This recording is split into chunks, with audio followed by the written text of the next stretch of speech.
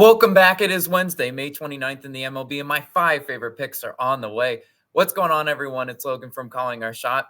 Once again, just a solo Logan video. This slate today, I really like it. I said 5 favorite picks of the day.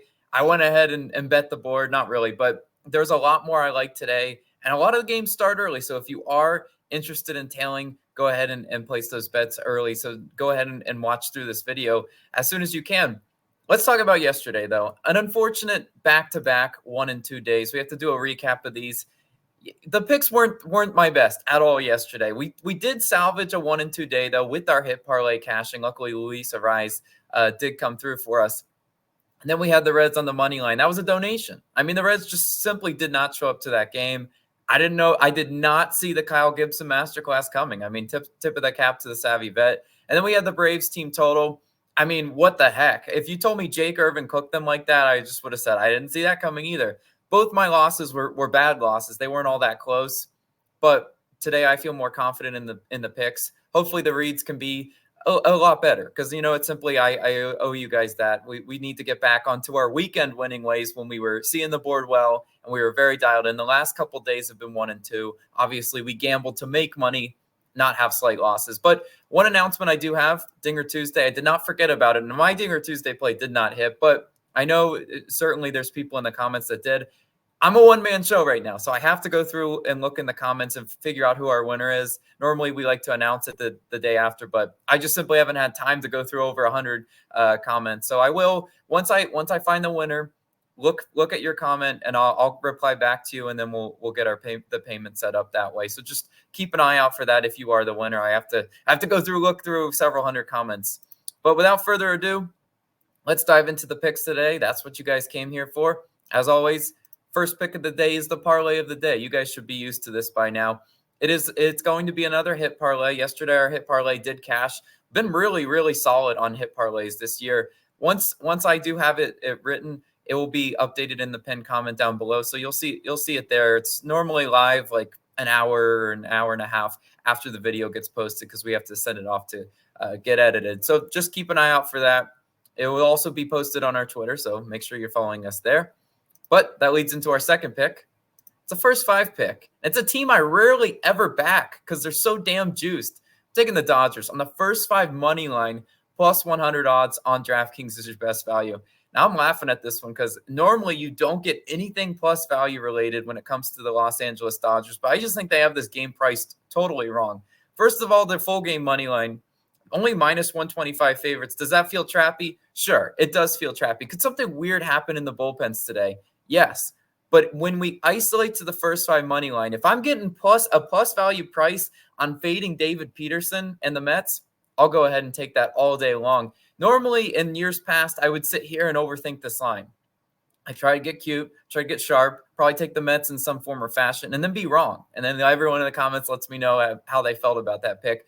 But today, I see value and, all the stats align on this pick. I'll go ahead and take the Dodgers on the first 5 money line, which means if they are tied through 5, we would get our money back in this one. I like the plus value price we're getting here. David Peterson is making his season debut for the Mets. He's on my list of pitchers I have to fade. I've never, ever been a David Peterson guy. This goes back several years, too. I always want to fade this guy. I don't think he's reliable. He's coming off the IL, so definitely some rust factor could be there. And coming off the IL, what would the lineup I would least want to face? It's the Dodgers. I mean, come on.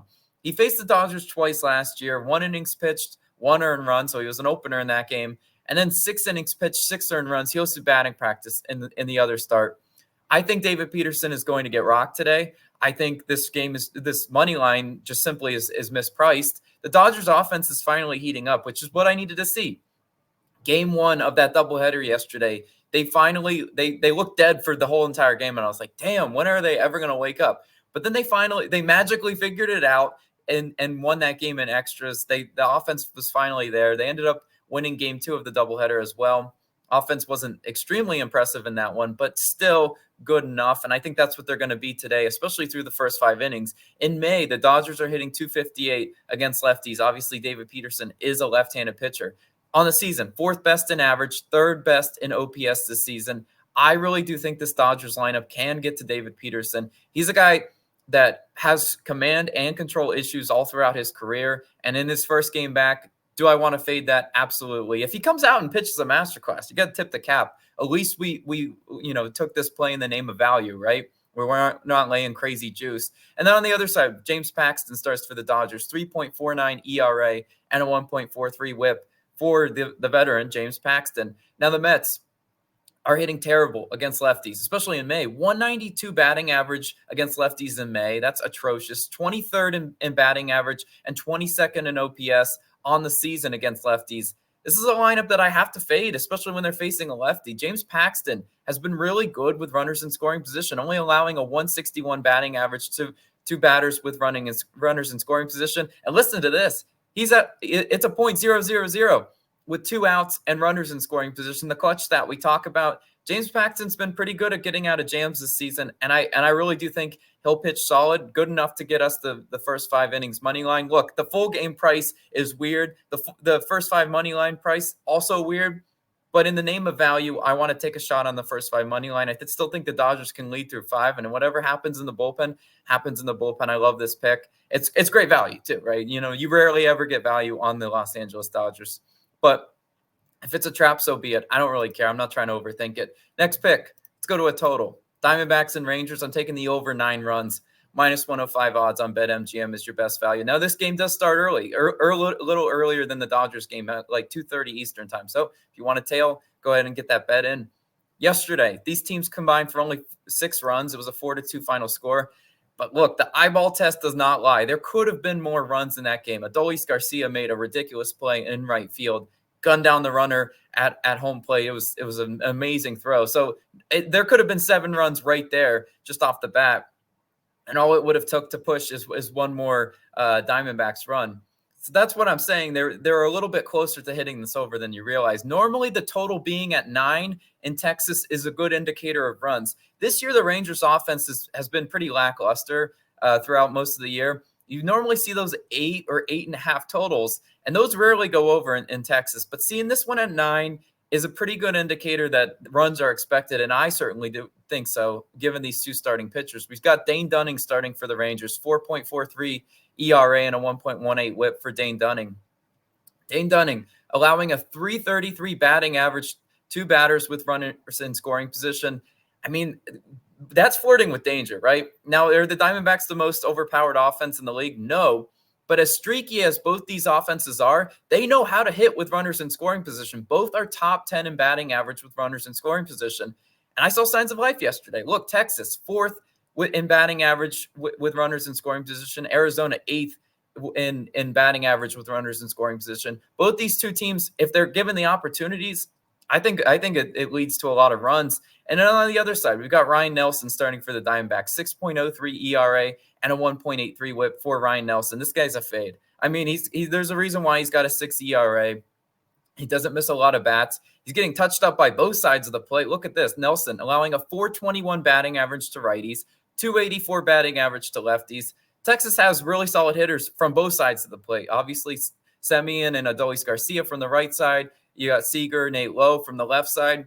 They can do damage from both sides of the plate, and Ryan Nelson's giving it up from both sides of the plate. Texas, 11th in batting average and 9th in OPS versus righties. So a top 10 offense pretty much against right-handed pitching. Seager, do I need to tell you, he's red hot. Should have went with him for my Dinger Tuesday pick yesterday. Nate Lowe is getting more games under his belt. He's finally starting to figure it out. I just like the way this Rangers lineup is hitting. I think they certainly can get to Ryan Nelson and get 3 to 4 runs off of him just as is. And then both bullpens are terrible this year. And that's where I think we can get some additional runs. Texas, 29th in bullpen ERA.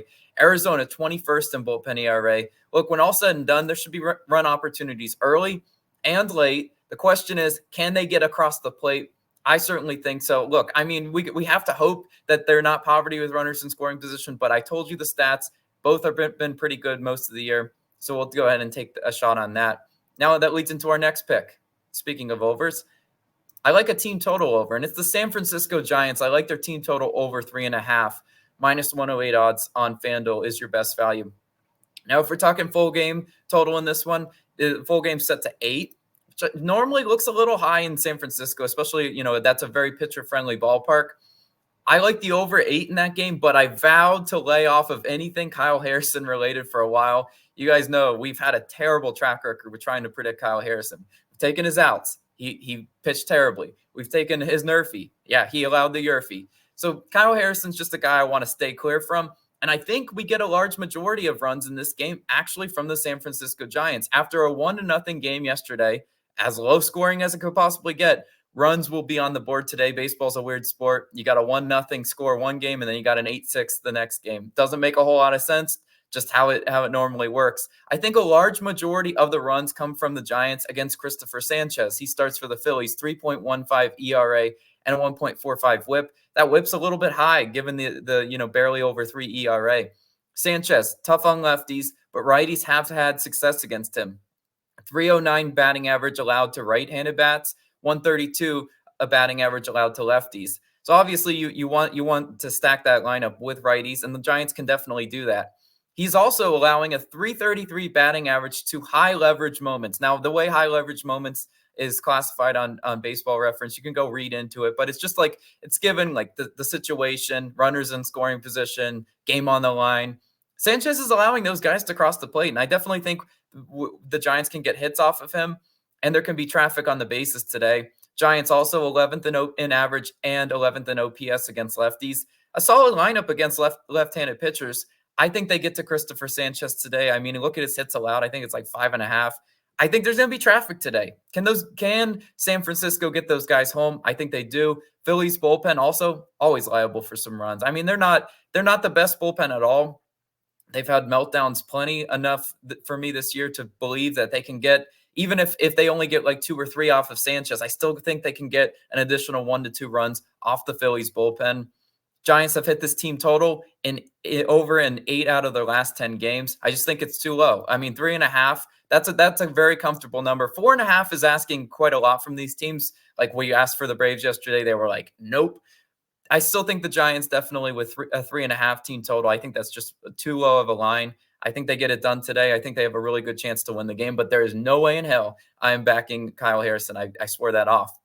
But you guys know what time it is. It's the end of the program, which means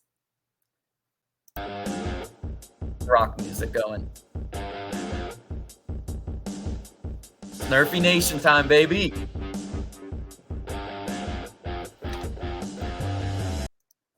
And where are we going today for our Nerfy? Just let the rock music set in. We are going to the Cubs and Brewers, taking the no-run first inning. -125 odds on BetMGM is your best value. So this is the no-run first inning Nerfy bet, under 0.5 runs in the first inning, however you want to bet this one. But I do really like it. Obviously, you see the starting pitchers. Shota Imanaga is in this Nerfy. But let's talk about who's starting for the Brewers, because we need Bryce Wilson to get through the top half of the inning. Bryce Wilson, 5-1 on Nerfies this year. Pretty solid record for him. Go in there, get us those first 3 outs we need. Cubs, 11th in first inning runs. They have scored a few at Wrigley, but look at them lately. Jinx stat coming. Cubs, 11th in first inning. Or the Cubs have Nerfied in 11 straight games. Knock on wood, right? Let's continue that Nerfy streak going for the Cubs today. I think Bryce Wilson can get us his first 3 outs. And on the other side, Shota Imanaga starts for the Cubs. Imanaga, perfect 9-0 on Nerfies this year. He's as good as they come. The Brewers, 15th in first inning runs. And the Brewers, just like the Cubs, they're on a Nerfy streak of their own. They've Nerfied in 6 straight games. Look, this matchup is just too good. The price is not too juiced. There are plenty of games on this slate that have totals of like 6.5 or 7 that have juice Nerfies past -145. Those are the ones I like to avoid. This Cubs and Brewers one feels right. The price feels right. Both these two starting pitchers are solid enough. Both these offenses haven't scored a lot in the first inning. I do like the Nerfy Nate. Do like this one for Nerfy Nation. Hopefully you can fly the flags today. I really do think it stands a really good chance at cashing.